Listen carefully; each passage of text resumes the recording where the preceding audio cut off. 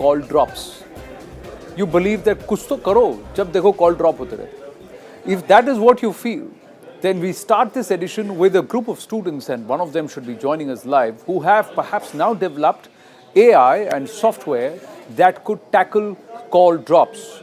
This could be the solution to making sure that call drops are brought to a minimal going forward. Now, this is what they have done. 4 engineering students, they've developed a software that uses AI or artificial intelligence to optimize cellular antenna orientation based on their entire cluster strength. So these students are Niranjan Akela, Arumala Reddy, Yashaswi Neeli and Bachu Nikhil, who first presented this software during their final semester project because they realized that this was happening even in their own college and university campus, and they wanted to figure out, they had a project to do. They said, all right, why can't we work towards trying to see how best we can address this issue of call drops. So they've now developed a technology which is now patent pending. The group of students have also held initial talks with telecom operators, and the software may soon go to market. The software is deployed actually at the base transmitter station, which studies cluster patterns in the region for a certain number of days. At the same time, a motorized apparatus is fitted to the antenna to realign its position. Once all the data is collected, the software instructs the antenna on a cell tower to adjust to provide the best possible coverage in the area. So we are hoping to see if, I'm just going to quickly check if Niranjan is through with us. Niranjan, namaste, Jai Hind, and congratulations. How good is your software, and how soon will we be able to get overcome this issue of call drops? I'll tell you, mate, we've really had this problem. Yeah. I experience this almost on a day-to-day basis. So tell me, how did you solve this? Yeah, so it pretty much actually sprouted to me in a class of Internet of Things, where you know, my professor was explaining in Guru Nanak Institution of Technology, where I've done my bachelor's, that we keep facing this call drops and low signal connectivity whenever we want to speak with someone, because communication is a medium in these days. So what I have observed that, you know, why not automation can solve this, and whenever we have that problem, we just ping the carrier saying that we have this call drops and I'm not able to connect to someone, and that's the crucial problem that we face today.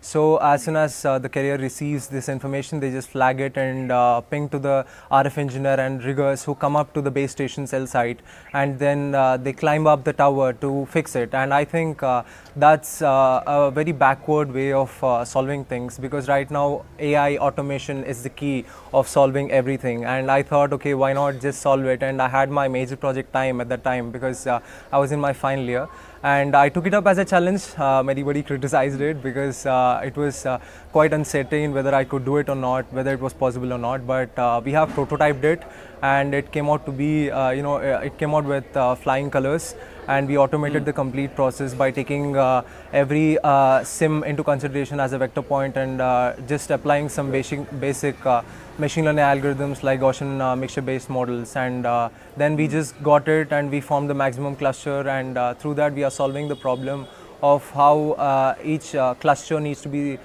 be allocated with enough signal strength and signal receptivity, and reduce the amount of call drops that are seen in even hugely populated areas.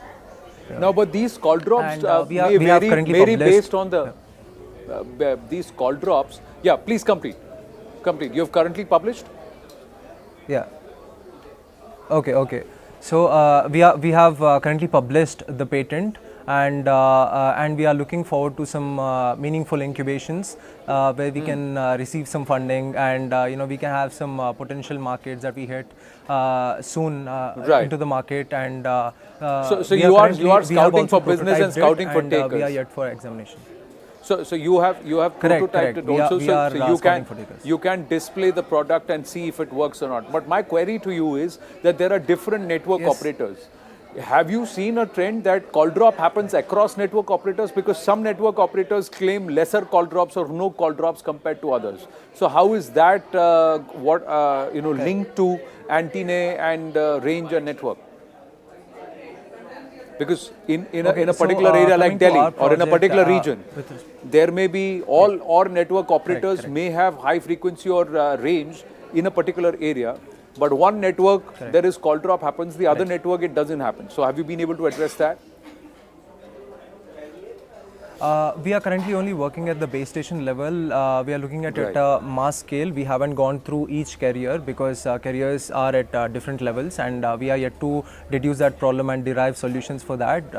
Just like I said, if we have proper incubations and some funding and some support from the telecommunication industry, we can potentially solve that also. But as of now, we are looking forward to solving the problem at a larger scale, where we are hosting our algorithm, AI algorithm, which is an applied edge artificial intelligence algorithm at the base station level, which can solve the problem. So with enough support and motivation from everybody who is watching this, we can potentially have a larger market and better solutions out there. How robust is your prototype, and how much have you put it? What kind of stress test has you given? Have you tested it only around university, or have you identified areas which have got frequent call drops, and is there a significant improvement? So far, coming to the prototyping level and testing out our idea and patent, so far we have tried it at the university level. We haven't got more opportunities at the time because it was also end of semester and we had to complete the major project. But we are currently communicating with Jio, who have launched 5G technology in the previous month in the October, and we are looking forward to DOT, Department of Telecommunication, who can potentially give us few contacts where we can test out and see what other things are lacking in the system, so that it is already robust enough as far we have tested, and there are also some loopholes that we might not see. Some some researchers can potentially see through them and help us improve the technology and provide a better value proposition to the carriers and also the end users. True. And how soon? Have you got any feelers, interest from somebody, investors? Have you pitched to somebody? And who's the brains behind this? I know there are 4 of you, but who would you give more credit for developing, coming up with the idea, working out the software, writing the code, etc.? Be honest, Niranjan. So yeah, it's a collective effort. If you ask me, it's a team effort completely. And our professor, Dr. Rashid Mohammed from Guru Nanak Institutions, has helped us a lot in guiding us through, our mentor. And it's a combined effort. It's not a sole effort. But when it comes to the sole idea, if you ask, it sprouted to me initially in Internet of Things class, like I have briefed before. And after that, idea is nothing if you don't execute it in a proper way and without a proper team. And I had a wonderful team, as you can see, SSV, Nikhil and Kaushik and me. So we have, it's a collective effort in that manner, and we are looking forward to the grant, and we have published it, and it is yet to be completely granted. Right, Niranjan, and to your friends, all the very, very best. If you've really worked out on a solution to call drops, then I'm sure there'll be many, many takers. So as you rake in the millions, you promise no call drops for all of us cell phone users. All the very, very best. Thank you very much for joining us. So with that good news, ladies and gentlemen, let's move and shift focus quickly towards another very, very intriguing development. There is a new train that was started from Asarwar or Ahmedabad to Udaipur, the Asarwar-Udaipur Express. And there is a plan to try and sabotage this, causing social unrest. It is not just an ordinary blast. The information points to something far more sinister. This is the detail. This is what happened. This happened on Sunday, the incident occurring on Rajasthan's Udaipur, the Asarwar-Udaipur Express. There was, ahead of this train passing, there was a huge blast. And this blast happened at the Keoda Ki Naal near Udaipur. According to the police, gunpowder and detonators were also recovered from the railway track. News18 India is also reporting that there have been traces of gelatin that have been found. The case has now been handed over to the Udaipur ATS, but top intelligence sources telling CNN News18 that the bomb was placed with the intention of spreading terror. Blast material was also locally procured with the purpose of sabotage. Listen in to what the Rajasthan Chief Minister Ashok Gehlot had to say. जांच कर रहे हैं, NIA वालों को बुला लिया हम लोगों ने, वो भी देख रहे हैं किस एंगल से क्या घटना हुई, क्यों हुई, पीछे क्या कारण था। एफएसएल वाले भी चले गए, तो उसको बहुत ही गंभीरता से ले ली। जांच कर रहे हैं, एनआईए वालों को बुला लिया हम लोगों ने, वो भी देख रहे हैं किस एंगल से क्या घटना हुई, क्यों हुई, पीछे क्या कारण था। एफएसएल वाले भी चले गए, तो उसको बहुत ही गंभीरता से ले ली। An explosion on a track about 35 kilometers away from Udaipur. The teams of state government ATS, central government NIA, railways RPF, all the teams are there on the site. Moment the information came, everybody reached at the site. Investigation is going on. Whomsoever has done this kind of destructive activity, they will be severely punished. We'll go to the logical end to make sure that the people who have tried to destroy the track and cause a big accident, they will be punished to the logical end. And news just coming through, our investigations editor Manoj Gupta getting us more details on the Udaipur blast and the probe so far. Top intelligence sources are telling CNN News 18 that the bomb was planted with the intention of terror. It is a terror act, an act of terror is what the central agencies are saying. Agencies have no lead so far. They have identified some local gangs who have probably done this on behalf of some terror group. The agencies are trying to understand the blast attempt when train had already left. Agencies feel there is a possibility that the remote triggering got failed and that they couldn't install it properly, and that's why the blast occurred after the train had passed. It was intended to happen before the train passed or while the train was passing. There are other inputs which suggest that nearly 3 kilograms of explosive have been used. Their agencies are scanning leads in this case and optimistic to get results soon. The blast material was locally procured with the purpose of sabotage. Terror groups have started new strategies to identify local boys or local elements, antisocial elements, and that to brainwash them through social media. They are identified by the ISI and they are paid some amount of money and then assigned this job of sabotage. The idea is to create optics, kill maximum number of people, cause derailment, and clearly loss to life and property. Let's go across to our guest this evening, Hemant Atri, senior journalist with us, Tushar Gupta, senior editor, Swarajya magazine, and Abhishek Banerjee, columnist, also with us. Namaste, gentlemen. Hemantji, this is a pattern we are seeing. We are seeing youngsters, gangs being recruited to ferry arms, explosives, and also commit acts of terror. Anandji, whatever is happening in last about 2 months in Punjab particularly and now in Rajasthan, it's somewhat, very astonishing and shocking. Day before yesterday, the way the blast took off at this Udaipur overbridge, the kind of, detonators were used. It was a grade 90 detonator. It's not a simple thing. You and me can't get it from anywhere, number one. Yeah. Number two, the blast used in mining material. It has been, somehow they have got it from some mining because there are certain areas around in the particular Udaipur area where the mining generally happens. So this kind of material, 3 kg of it, and then gelatin sticks and so many other things are also there. One thing is very clear that there is 100% a terrorist angle to it. It is not an anti-social kind of a local level activity. It is planned from somewhere very big place and then executed by some local module. Initially, these kind of indications are coming. Now the thing is, how is police going about it? ATS is on the ground, IB is also there, NSG is also there, and furthermore, NIA is also looking into the case. The thing is, how this mining material, this blast material, went to anti-social elements or terrorist elements for that matter. It is the first and foremost point to be investigated. Of course, all those culprits have to be arrested. But first of all, there has to be a very categorical check on this blasting material, which is happening all around in the Shivalik area. If you start from Jaipur to Delhi to Faridabad to Yamunanagar, all this is mining area. And they can always get it. And these kind of people who are working in the mines, they are very lowly paid staff. They don't know the intricacies of what they are giving to whom. This kind of blast material, they could have caused any big, very big traumatic kind of an instance if the railway train was passing over and this kind of blast had happened. So police and NIA have to ensure that this kind of blasting material does not go into the anti-social elements. That is very important. Very rightly said.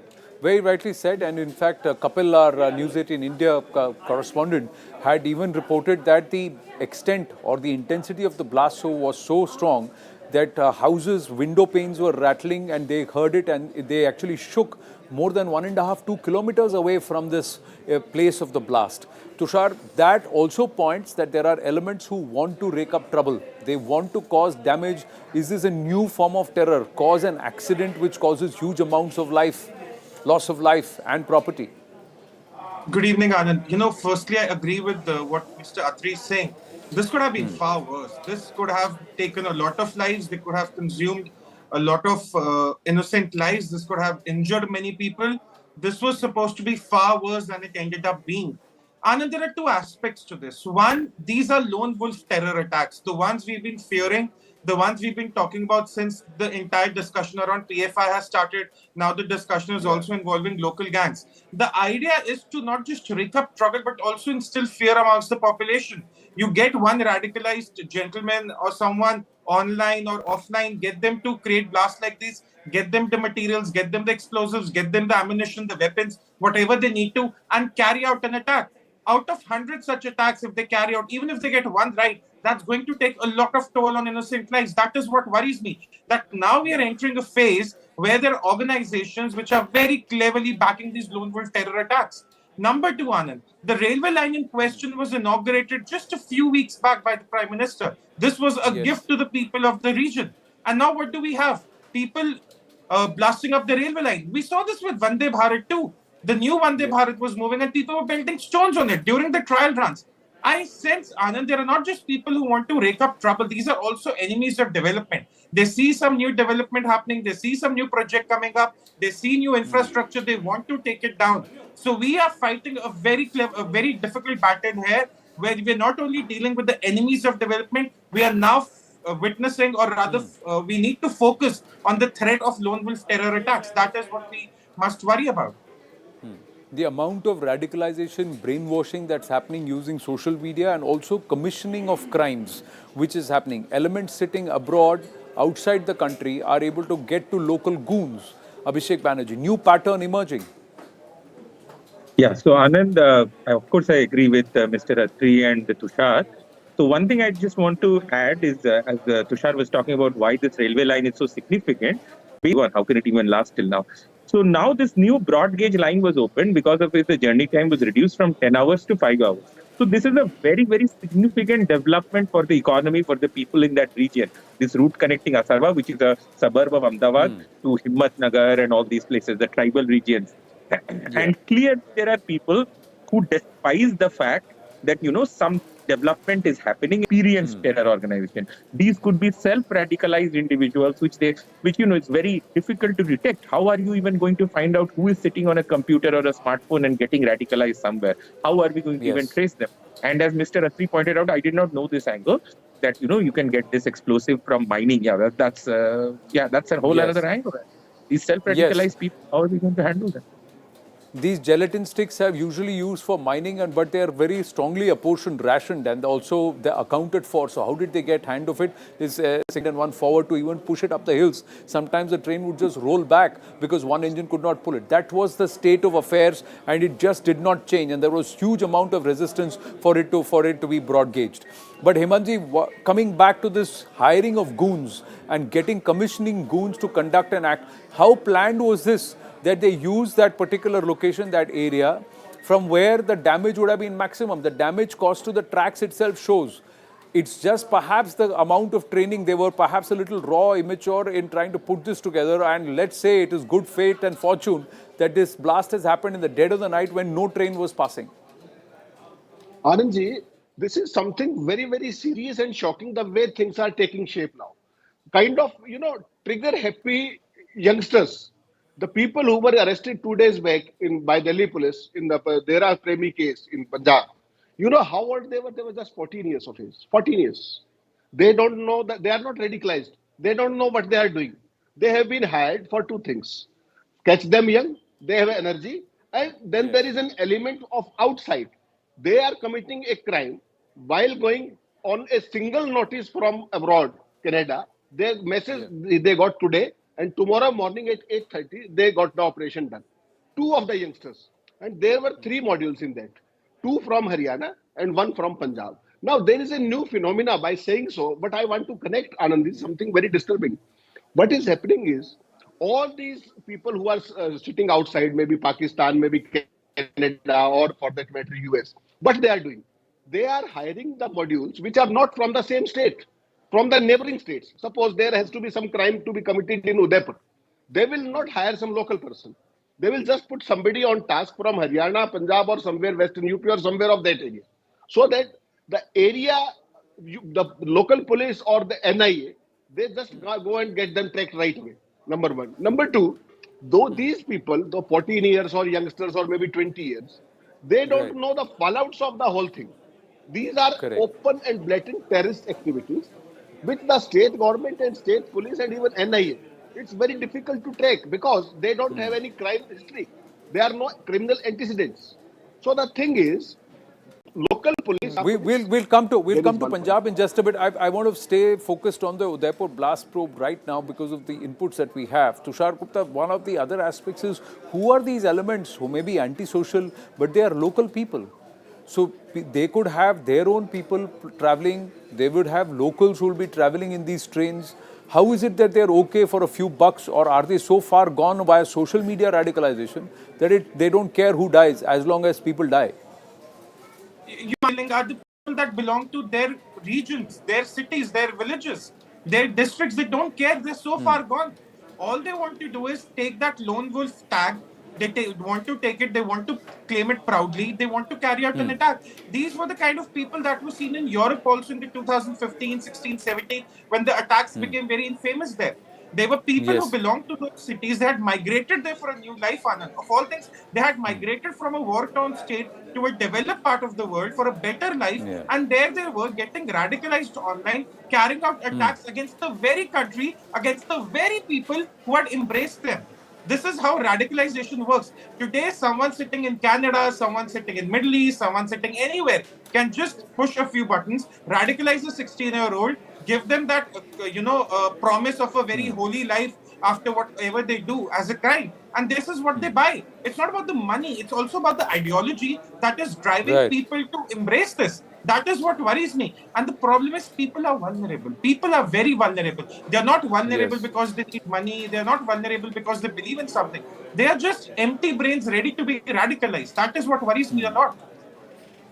Yes, it is a cause for concern. We've got more news coming through, and this is again a cause for concern, and this is coming in from Maharashtra. So let's go straight across to this, where news coming through. A PFI member named Irfan Daulat Nadwi, who plies his wares as a Maulana, has been arrested by the Maharashtra ATS in connection with an FIR by the Nashik ATS.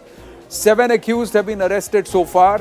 Nadwi has been accused of being involved in anti-national activities. Nadwi has been accused of giving anti-Hindu speeches and also the effort to deliberately radicalize people, not just to join PFI but also commit act against the state. He's been under the radar of the intelligence agencies for a while, and now he has been arrested. And again, the PFI seems to be banned, but their people, our cadre, are still active on ground, radicalizing and continuing to go about their business as if nothing has happened. Abhishek Banerjee.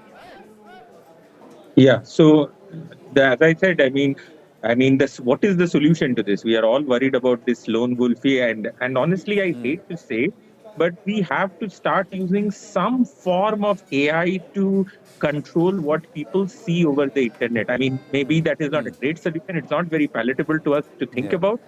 But that seems to be the only thing we can do, because at the end of the day, we are a country that is under attack on so many fronts. We have to do something. I mean, I hate to learn something from the Chinese, but even then, I was just learning that TikTok apparently has 2 separate algorithms. It has one algorithm in China. In China, if you open TikTok, it will show you how kids are excelling in math and science. And if you open TikTok outside China, it will give you garbage. So Right. this is something that I recently learned from watching just a YouTube video. I didn't know this.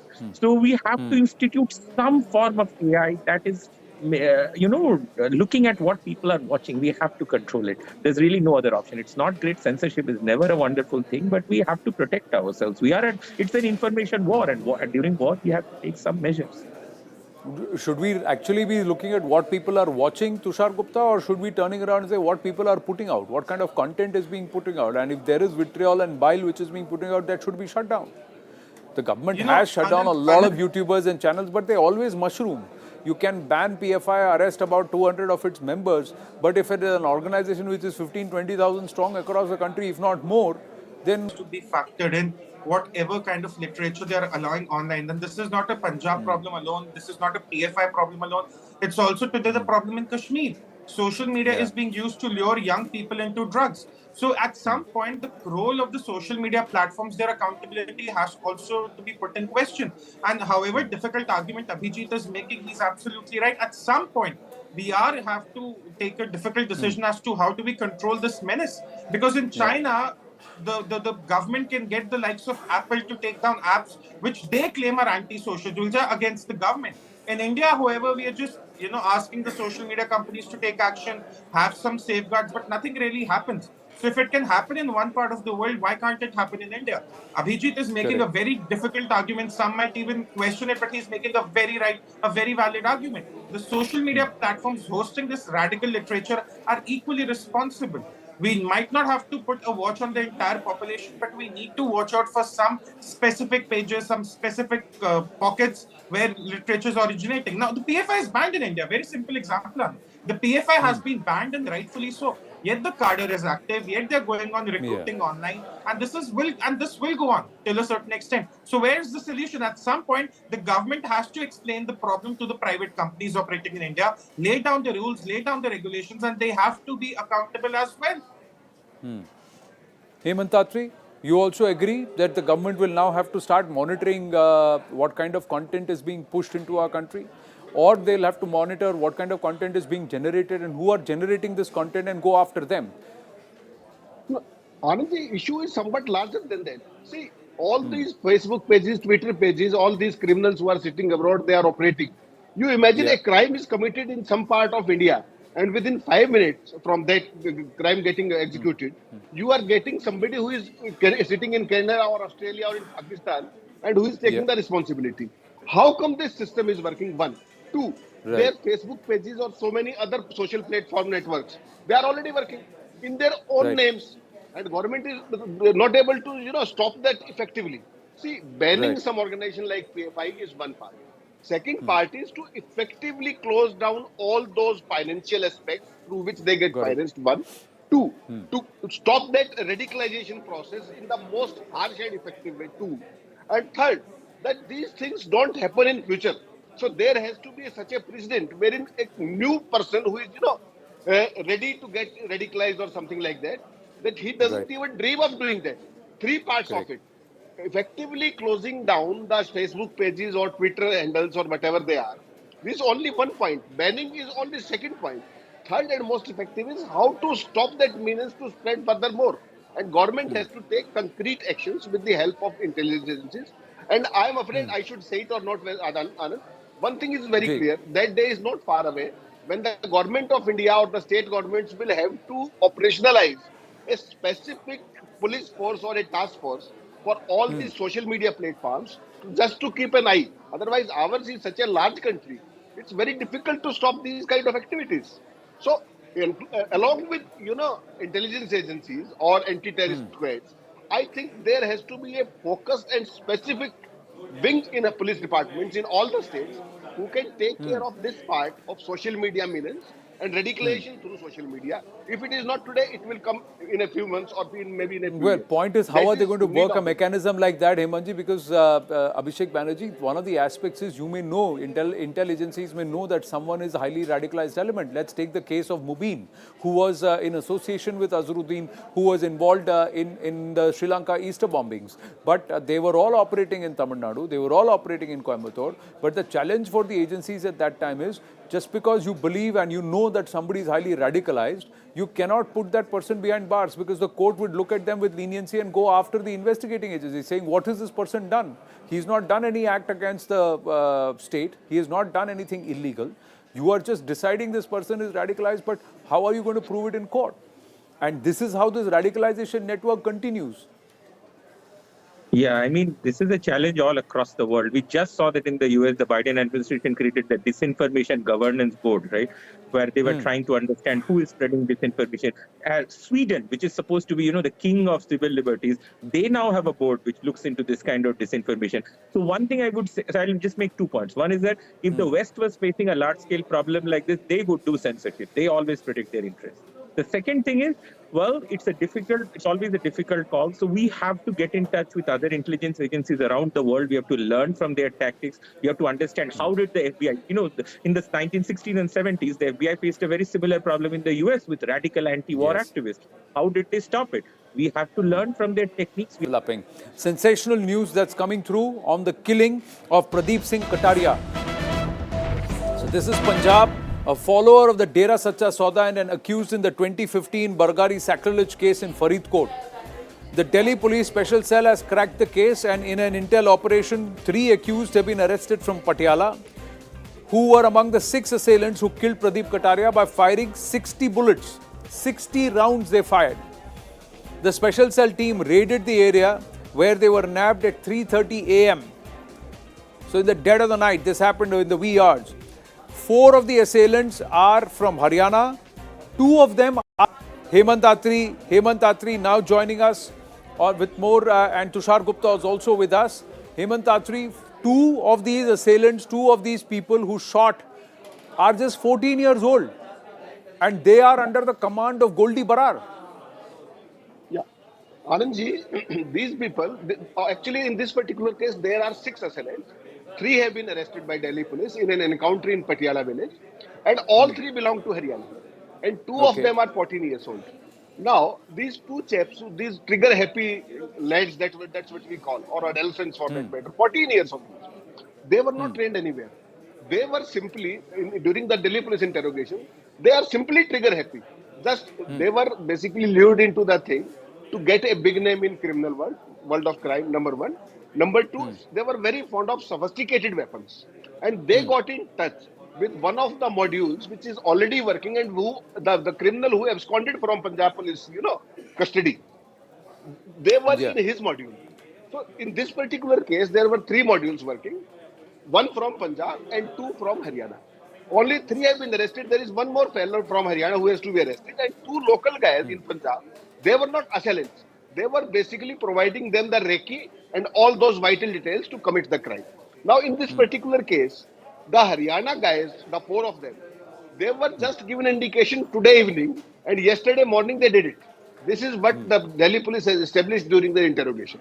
Now, the thing is, see how the network is operating. Goldi Barar, sitting somewhere in Canada, or nowadays he is being told that he is in somewhere in US.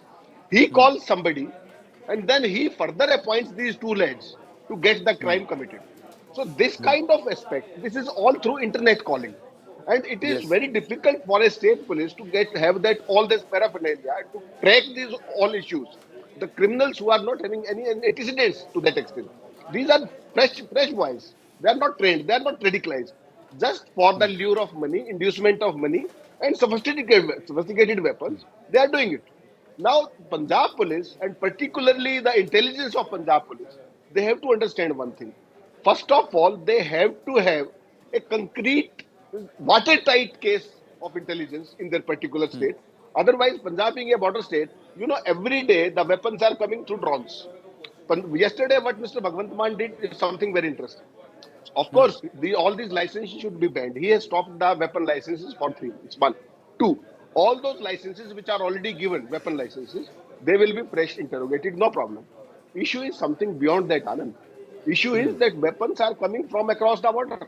Yes. And all these accused who went from Haryana, they were not carrying weapons at that point in time. They simply reached the spot. They were provided with those sophisticated weapons on the spot. And they fired 60 bullets, and 45 of them were on the person who was killed, or somewhere around him. Pradeep Singh. The thing is, how these weapons are being brought to the spot from the local police Punjab area, or for that matter, any state. And there is one more module that they have started now. They don't commit any crime through Punjab locals. Either they will call from Haryana. If you get back to the Sidhu Moosewala case, all those assailants, they were from Haryana. All 6 of them. Right. So this is a new module. So they get people from the neighboring state, bring them here, let them conduct, but they will just come barehanded. It will all be provided to them. The guns will be there. Pick up the gun, shoot, and then scoot, and go back to your native village or district, and then lay low for a while, and then go back, and the next assignment will come. So this is like a project basis which is happening. So what's happening? What's happening in 30 seconds. Ji. 30 seconds, Anand. And these people who killed Pradeep Kataria, they were there to commit one more crime. If Delhi police had not got them into the encounter, next day there was one more murder to be there. It is heads off to Delhi police that they had the encounter and they saved that other fellow. Otherwise, they were So, there in Patiala. Otherwise, they could have simply ran away. They so stayed they back in were. Patiala to commit one more murder next day. And that's So how they they were stayed arrested. back in Patiala to commit one more murder, but the arrest was done by Delhi police, not by Punjab police. So that's also surprising. Yeah. And where is the Haryana police in all of these, as these gangsters are moving freely and floating between Haryana and Punjab, is another question. Tushar Gupta. So somewhere Delhi police is doing the cracking down even in the Musewala case, Lawrence Bishnoi case, not Punjab police or Haryana police. The other aspect is this is like a project basis. So you finish a project, get benched for a while, come back and then project. So आपको बस वहाँ पहुँचना है, everything else will be ready. And who are these people coordinating? Somebody sitting in Canada or in the US, a gangster who's a close associate of a known Khalistani sympathizer who's operating out of Pakistan. And they are using youngsters in India, 14-year-olds. They're not 4-5. Yeah, the unfortunate reality is they're not 4-5 such gangs. There are 50-70 such gangs operating out of the Punjab-Haryana region.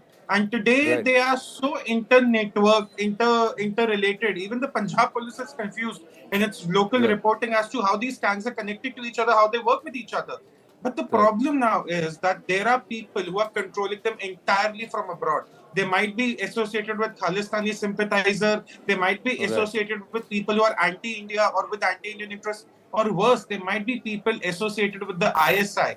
My first question is, what has the Punjab police done in the last 10, 15, 20 years when these gangs were coming up? These are not, this is not a small number. This is like a proper underworld ecosystem, which is now thriving in Punjab, Haryana. What have the local police departments been doing? Number two, even we saw this with the case of Sidhu Musewala. Anand, where are they getting the explosive, the ammunition, the guns? They are not using the traditional katta, as we used to call it in UP and Bihar. These are some very sophisticated weapons, and they cost a lot of money. To shoot someone with 45 bullets, to pound them with 45 bullets with sophisticated weapons. These are not your cheap guns which are made up in cycle factories. These are imported from abroad. So my question is how it is coming into the state. That's another question. And who is paying for them? Is this being paid by the gang which is running its operations outside? Or is it being paid by the locals? Who is running the entire money operation? Or is it just being purely funded by the sale of narcotics? That's the other angle. These are the ones, these gangs are the ones not just running guns, but they're also running drugs. And somewhere is this all drug money, dirty drug money that is being used to procure these kind of arms and ammunition and to then conduct these kind of absolute instances of law and order and anarchy on the streets. This is brazen, brutal murder that's happening. Sudhir Suri, then Pradeep Singh Bargari. Who are these trigger-happy people who are walking around with guns and think that they can shoot down anybody and everybody, and they all claim to have licenses, or if not licenses, then highly sophisticated weapons, automatic weapons. Hemant Tatri, Tushar Gupta, Abhishek Banerjee, thank you very, very much. We're going to take a very short break here on The Nation at 5. Stay with us.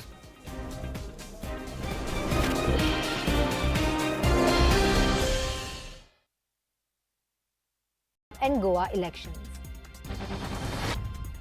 Today, yet another letter from Sukesh has exposed the true face of the AKVC, Arvind Kejriwal Vasuli Company, and the Vasuli Bhaijans, Satyendra Jain and Kailash Gehlot.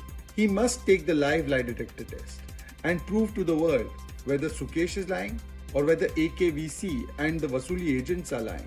Was this money exchanged at Kailash Gehlot's farmhouse? Is it true that crores of rupees that were earned through this medium were spent for Punjab and Goa elections? TMC Minister Akhil Giri is facing severe backlash for raising objectionable remarks on the president during a public rally in Nandigram. In a viral video, Giri was seen mocking the looks of President Draupadi Murmu. He said that I know that people should not be judged on the basis of looks. However, have you seen how our president looks? BJP's Amit Malviya slammed the TMC Minister Akhil Giri over his remarks. He said Giri has stooped to new lows through this level of discourse. While attacking TMC, Malviya said the president hails on the tribal. A 57-year-old dentist who was accused of sexual harassment by a woman was found dead on the railway track at Kundapura near Udupi railway station in Karnataka. The police have taken 5 persons, including an Indian Union Muslim League leader, into custody for allegedly threatening the dentist. In another major hike in stubble burning incidents, Punjab on Friday witnessed over 3,000, the highest so far this season. This comes even as the state government said such cases have come down by about 30% as compared to last year. Department of Agriculture Production and Farmers Welfare introduced a super seeder for the wheat crop in J&K's Kathua. Sanjeev Rai Gupta said the seeders are a step towards modernization and mechanization. They will also reduce the cost of production. The main function of the machine is to plow standing paddy stubble in soil and sow wheat seed simultaneously in a single operation. Shiv Sena MP from Mumbai Northwest, Gajanan Kirtikar, has joined the Eknath Shinde-led party at an event in Mumbai on Friday. Kirtikar is the 13th MP of Shiv Sena to rebel and join hands with Bala Saheb Banchi Shiv Sena. Now, only 6 of the total 19 MPs who've been elected on the Sena ticket. Back on the nation at 5 with the latest on Union Law Minister Kiran Rijiju, who has yet again taken the Congress's criticism of his previous article. Kiran Rijiju ji has contributed to work towards reining in his ministers from making quote-unquote irresponsible statements. But Kiran Rijiju, in his previous article, he had garnered reactions from several leaders, including one from Congress senior leader Dr. Karan Singh, who is also a descendant of Maharaja Hari Singh. Now, in the follow-up article that Law Minister has written for News18.com, he has rebutted Dr. Karan Singh's response, saying that it is disappointing that Dr. Karan Singh is presenting a sanitized history in order to extricate Jawaharlal Nehru. Listen into what he had to say when he spoke with Arunima.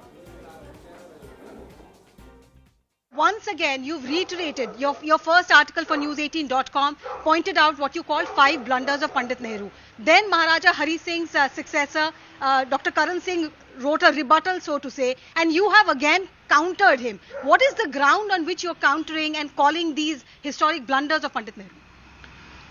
First of all, on the occasion of the birth anniversary of our first Prime Minister, Pandit Nehru ji, we all remember him because he is our leader, our first Prime Minister of the independent India. What I have stated in the article is purely on the basis of all the documents, all those words of Pandit Nehruji himself, which he had stated on the floor of the House in the Constituent Assembly.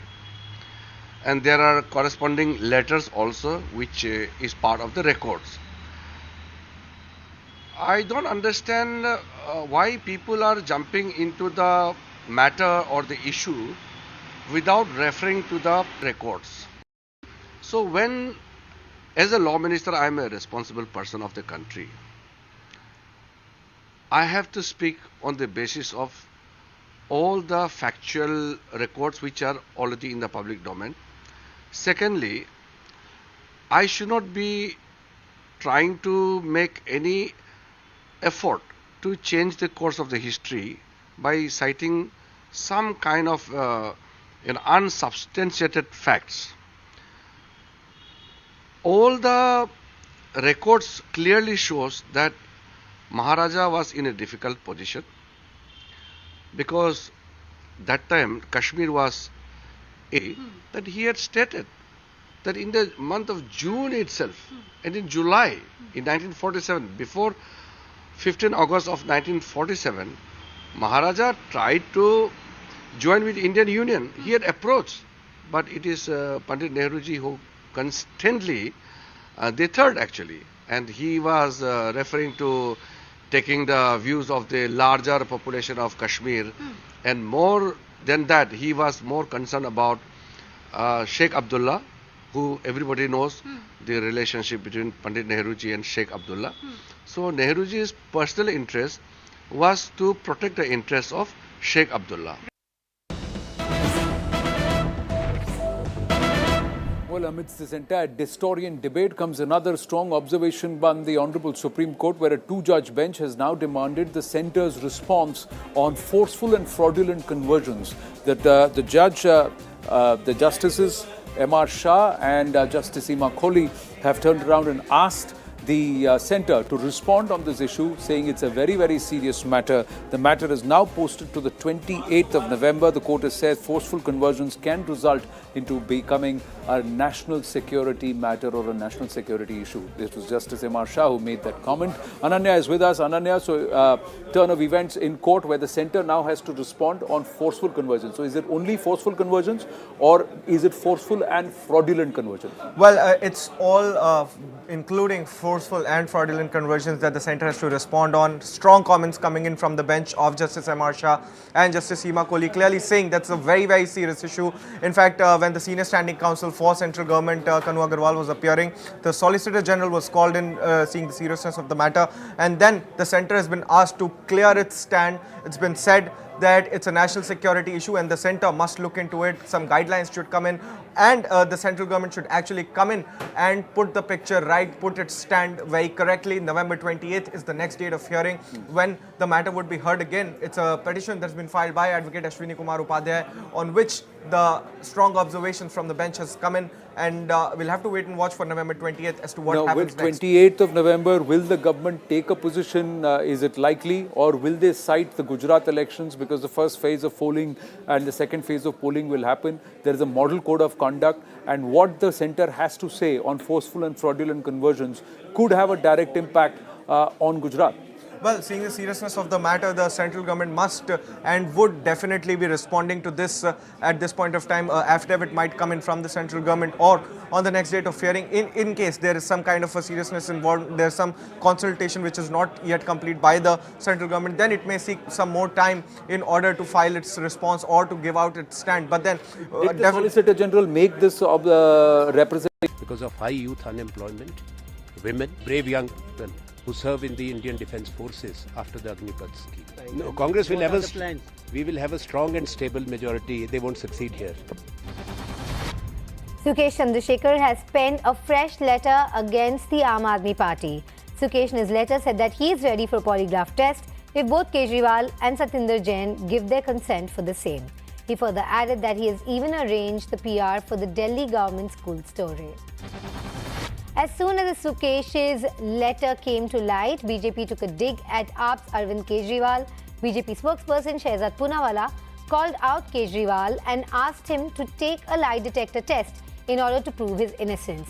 Shehzad also accused Kejriwal, Satinder Jain and Kailash Gehlot of using the extorted money for Punjab and Goa elections. Today, yet another letter from Sukesh has exposed the true face of the AKVC, Arvind Kejriwal, was to take the live lie detector test and prove to the world whether Sukesh is lying or whether AKVC and the Vasuli agents are lying. Was this money exchanged at Kailash Gehlot's farmhouse? Is it true that crores of rupees that were earned through this medium were spent for Punjab and Goa elections? TMC Minister Akhil Giri is facing severe backlash for raising objectionable remarks on the president during a public rally in Nandigram. In a viral video, Giri was seen mocking the looks of President Draupadi Murmu. He said that I know that people should not be judged on the basis of looks. However, have you seen how our president looks? BJP's Amit Malviya slammed the TMC Minister Akhil Giri over his remarks. He said Giri has stooped to new lows through this level of discourse. While attacking TMC, Malviya said the president hails from the tribal community and that Mamata Banerjee's party incites anti-tribal sentiments. Former Prime Minister Rajiv Gandhi's assassination convict Nalini Sriharan is set to reach Katpadi police station to sign parole. After being in jail for 31 years for a crime, Nalini, along with 5 other convicts, were freed by the Supreme Court yesterday. A 57-year-old dentist who was accused of sexual harassment by a woman was found dead on the railway track at Kundapura near Udupi railway station in Karnataka. The police have taken 5 persons, including an Indian. Grisly murder, horrific details coming through, where a young couple moved in from Mumbai and then set up base here and started living in Delhi. But Aftab murdered Shraddha in May 2022, chopped her body into 35 different pieces. Over 18 days, tried to dispose of these pieces in the jungles in the Chhatarpur and Mehroli region. He has confessed to his crimes, but this entire aspect came to light only in November 2022. Horrific details coming to the fore, including the fact that Aftab's call records point to the fact that he was in touch with other Hindu girls too. The angle of luring Hindu girls in this aspect of love jihad is also now being probed. But the officials and the authorities, the agency, South Delhi Police, Mehroli Police Station, more importantly, wanting to trace out the bodies or the parts of Shraddha's body, which Aftab tried to dispose of in these jungles and to try and retrieve as much as they can. They have currently got 5 days of custody of Aftab and they have to produce more evidence. The cops claim the murder of commissioning of crime, that is chopping off her body, has been recovered, and the cops are also claiming that several parts of Shraddha's body have also been recovered. They've all been sent to the FSL or the forensic lab for determination and DNA testing. Aftab had strangled her in a fit of rage after a fight, and that's how he had killed her. But he slept in the same room where he had kept her body and chopped it and then kept it in the fridge. He cleaned up the fridge. The neighbors had no inkling what had been going on for the last 6 to 7 months in that house. Anshul and Anvit now join us live. Anshul, you are at the residence or the place where they were staying. Have you been able to track the landowner or the house owner under whose name was the lease in? And did the house owner know that there were 2 people supposed to be residing there? So yes, the house owner, what we have been told that the house owner lives very nearby, but since this incident came to light, we have not been able to trace him. We tried contacting him several times, but he has not been answering his calls. In fact, now his phone has also turned switch off. But yes, those are the main questions that needs to be answered on whose name was that lease made, and if the girl's name was also mentioned in that lease, Shraddha's name was also mentioned in that lease, because remember, just right 3 days after they shifted to this house, Shraddha was killed, and that is the reason why none of the neighbors in this entire colony have any idea that a woman also used to live over here. Now you see the mentality of this person, Aftab, that the kind of mentality that he possesses. He slept in the same room where the body of his girlfriend was kept. He chopped that body, kept it in the fridge, and he stayed in that same room. He disposed that body over 18 days, and after that also he tried to make sure that it's normal. He used to go to his workplace. He used to come back. He used to order food from online food delivering apps such as Zomato and Swiggy as well. And also he did not speak to his neighbors much, so the neighbors also didn't have much idea of what kind of person that he was. But also if you see this entire locality, the locals have been telling us that there are very few cases in which the renters are verified by the police or the police verification is done, because there are many people residing in this area from foreign descendancy as well, and that is the reason why the neighbors also have a very big question mark, and they also do not know the kind of person that he was. So yes, in the upcoming days, in the next 4 to 5 days, he had plied his wares as a chef before working with a call center, and he used that knowledge of how to cut a body or and meat to try and chop Shraddha's body into 35 different pieces. But it's not an easy task to chop a human body. It is not easy, and to do it without nobody getting an inkling of it is something shows how devious and diabolic Aftab was. Anvit, what have the cops been able to get so far? Have they been able to recover parts of Shraddha's body? What all has Aftab confessed to? And have they got him on record under Section 164 of the CRPC? Because he can change his statement later. Correct, Anand. As far as the recovery is concerned, police are saying that they have recovered some parts of Shraddha's body, but they have been decomposed beyond recognition, and mostly the bones are left. Now these bones will be sent for forensic examination and for DNA profiling.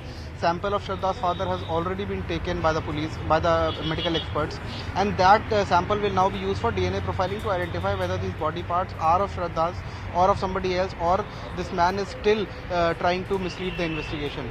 Now, based on his confession, as you mentioned, police have built this entire case. His official statement is yet to be recorded before a magistrate. This is all this is all the confession of his in the police remand, which will not be admissible in court. Therefore, the challenge before the police is to scientifically corroborate the evidences with his statement, and build a stronger case against him and prove at every step that how this entire incident unfolded. So police are saying they'll be using CCTV footage of his arrest, of his moving out of the houses at 2 a.m. or at odd hours when he used to step out to throw away the body parts, and the DNA profiling and forensic examination further of the fridge, of the room, and of the areas from where the body parts are being recovered.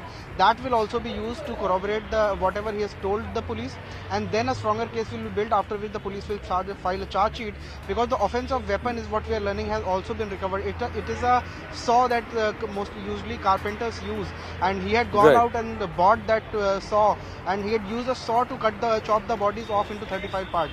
So that saw has also been recovered, and many other articles have been recovered which will be forensically examined, and only after that police will come out with a detailed charge sheet as the trial begins in this entire matter. What a villain.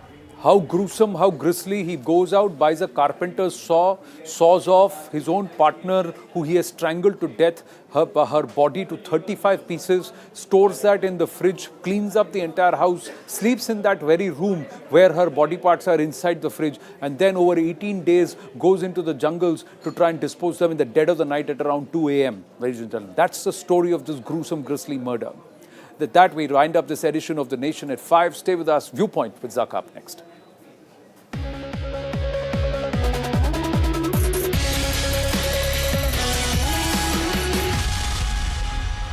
All right, Law Minister Kiran Rijiju wrote a piece for News18.com where he talked about the 5 blunders committed by India's first Prime Minister Jawaharlal Nehru when it came to Kashmir and its accession back in 1947.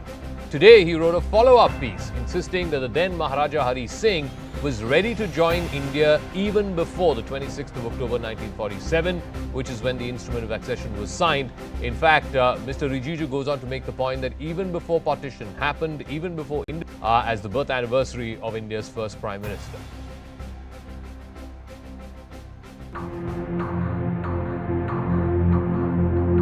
It's the next round of a prolonged Centre versus Nehru war of words on the Kashmir accession. Keeping up a long-standing heat on the Congress party on the first Prime Minister's handling of the crisis, and persisting ills that could allegedly have been avoided. Writing for News18.com, the Law Minister termed the Congress party's reaction to his stated Nehru's 5 blunders on Kashmir as disappointing and the presentation of a sanitized history. Rijiju said Karan Singh failed to address 4 of the 5 Nehruvian blunders pointed out, with only claims of Nehru delaying the accession weakly denied. The Congress party's mission, he said, was only to distort history to protect Nehru. प्रधानमंत्री रहते हुए पंडित जी ने जो किए हैं वो public scrutiny में आना चाहिए, कोई भी हो।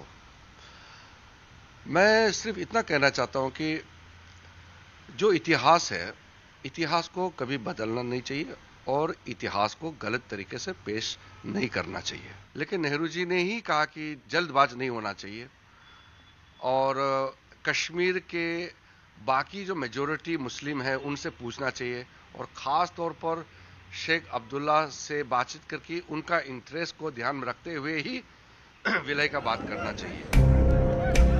Opposition parties, the Congress at the centre and Abdullah's National Conference in Jammu and Kashmir, insist there's nothing to this except Nehru-bashing political agendas. So their incompetence, Nehru cannot be responsible for the incompetence of the present government and the present leadership in Bharatiya Janata Party and in the country. आज मुल्क की economy खतरे में है, आज मुल्क की जो है बेरोजगारी बढ़ रही है, आज मुल्क के अंदर जो बाकी चीजें हैं जिनका जवाब चाहिए, उन जवाबों को उनका जवाबों का वो जो जवाब उनके पास नहीं है तो वो इस तरफ चल पड़े हैं। Rijiju had come down hard on Nehru last month, citing what he termed Nehru's blunders and the long-term repercussions. Questions have been raised on Nehru's alleged dithering still hurting India, on Nehru's alleged indecision leading to massacres of Hindus in Kashmir, and even whether Nehru should have left J&K's accession to Sardar Patel. Will the truth on Jammu and Kashmir's accession ever emerge clear? All right, so what exactly is the truth behind Kashmir's accession? What are the claims and the counterclaims that are being made in the aftermath of Mr. Rijiju's piece for News18.com? This is what Mr. Rijiju has claimed, that Karan Singh gave a sanitized history about the events leading up to the accession of Kashmir. The Congress is saying that these are irresponsible statements being made on India's first Prime Minister, Pandit Jawaharlal Nehru. Kiran Rijiju going on to say that it was a historical lie and that Nehru's role in Kashmir's accession, his dubious role, needs to be protected. That's why all of these years it has not come out. The Congress's claim is that it was Maharaja Hari Singh who did it, not Nehru. He was in fact dreaming of independence. That's why he took so long to sign the instrument of accession. Kiran Rijiju in that piece says it was not Maharaja Hari Singh, it was Nehru who dilly-dallied. It was Nehru who delayed the signing of the instrument of accession. The Congress claiming that finally when the Pakistan raiders came in to Kashmir, that's when the Maharaja decided to accede to India. Kiran Rijiju in the piece says that in July of 1947, Maharaja Hari Singh had made an offer to accede to India, which he claims Nehru had rebuffed. This was well before India's independence. The Congress claiming that it was Sheikh Abdullah who championed the accession as he sided with Nehru, and it was important to get Sheikh Abdullah's view on the accession, which is why it got delayed till October 1947. And finally, Kiran Rijiju claiming that Nehru wanted more than accession. He was playing for a particular vote bank. That's why he wanted to keep Sheikh Abdullah in the good books. The Congress claiming that Sardar Patel, who was ultimately responsible for more than 500 princely kingdoms eventually joining the Indian Union, he was okay with Kashmir going to Pakistan. Let me now bring in our guests who are joining us. RP Singh, BJP National Spokesperson, joining us. Harshpreet Singh Khadial is spokesperson of the Congress Party. Sushil Pandit is a Kashmiri activist. And we have Majid Haidari, senior journalist, joining us as well. RP Singh, let me start with you first. The role of Nehru, which are you doing this now, and that too on Children's Day, which is the birth anniversary of Pandit Nehru. What happened 70 years ago, it's all part of recorded history. The BJP is trying to twist history, distort history, and defame Pandit Nehru. Well, first, what can be better day than today, the birth anniversary of Nehru itself, to understand him better. To understand Indian perspective. One. Secondly, history has been fed to us by the ruling party as per their requirement and need. It is not a true history. I'll give you one more example other than the Nehru